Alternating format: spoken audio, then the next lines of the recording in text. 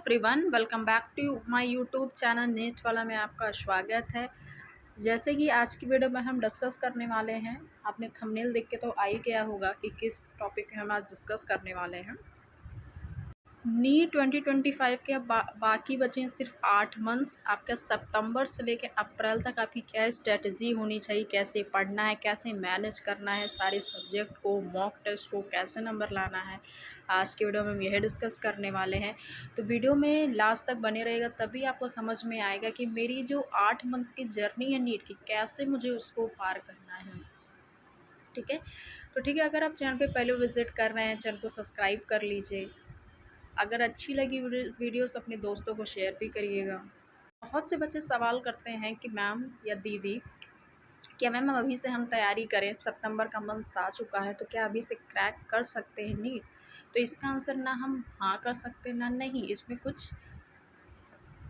आपको कोई जवाब नहीं दे सकता। आप तैयारी करो, आपका देखा जाएगा ना कि आप कितना पढ़ रहे हो, क्या है क्या नहीं।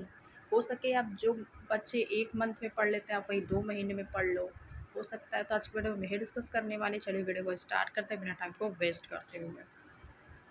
सबसे पहले आप तो जानते हो 3 सब्जेक्ट होता है, फिज़िक्स, केमिस्ट्री एंड बायोलॉजी। इसमें से सारे क्वेश्चन आते हैं, इसके आते हैं 50 क्वेश्चन, इसके 50 और इसके आते हैं 100।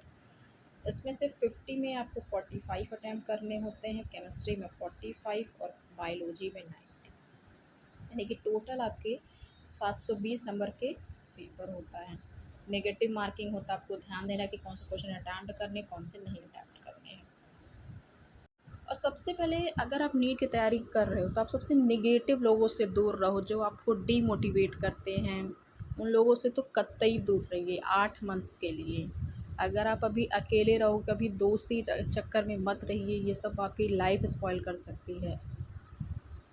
और आपका एक टाइम टेबल होना चाहिए पढ़ने का, कि मतलब आपको ऐसा देखिए, आपको स्लीप कितने घंटे की लेनी है, सिर्फ 7 to 8 आवर्स की स्लीप लेनी है। ठीक है, बहुत से बच्चे क्या करते हैं, टाइम टेबल ऐसे बनाते हैं, 7 से 8 स्टडी, 8 से 9 ब्रेकफास्ट। ऐसे आपको time table, ideal time table बनाना है आपको।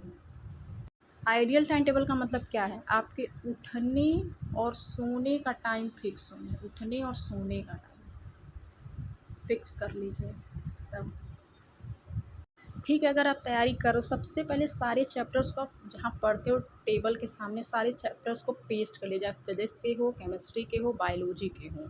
अगर आप ड्रॉपर स्टूडेंट्स हैं, अगर आप ड्रॉपर है 2-3 साल से कर रहे हो, आपका हो नहीं रहा है, तो आप सबसे पहले पिछले सालों के पेपर को एनालिसिस करो कि हमारी क्या गलती रह गई, उस पर काम करो। क्योंकि देखो, फ्रेशर वाले तो अपना पढ़ेंगे ही पूरा, ऐसा नहीं कि ड्रॉपर वाले आप नया पढ़ रहे हैं।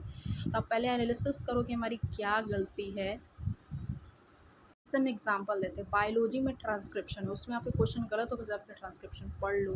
मान लो रेप्लिकेशन के क्वेश्चन गलत हो गए, जाके रेप्लिकेशन पढ़ो उसको। सेंट्रल डोगमा गलत हो गया तो पढ़ो जाके।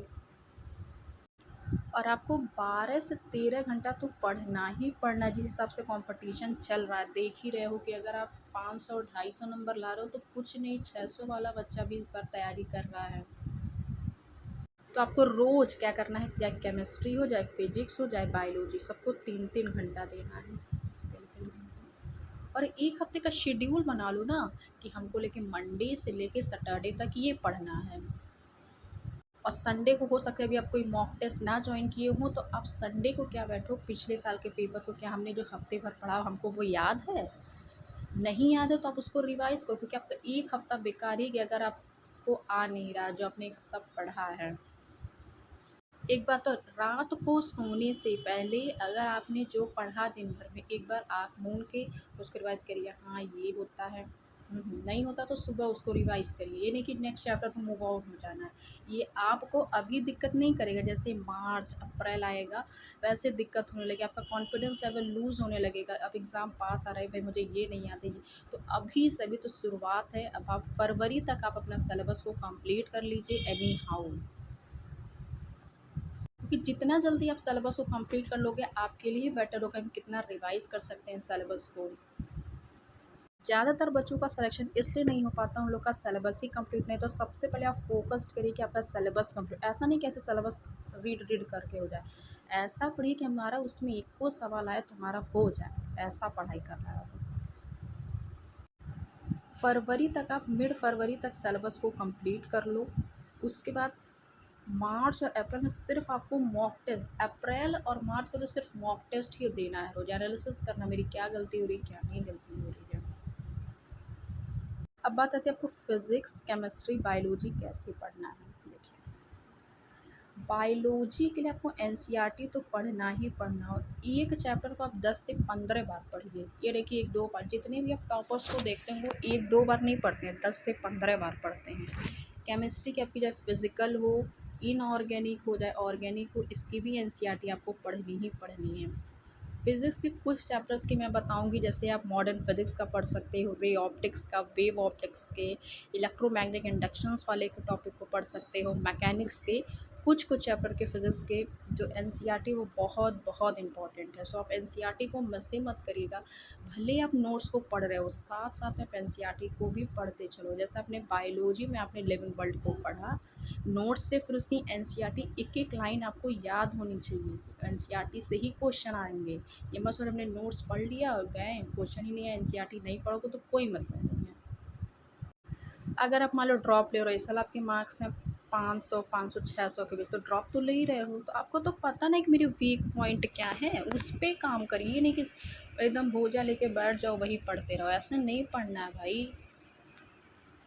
तो जो मैंने स्ट्रेटजी बताई उसको फॉलो करिए।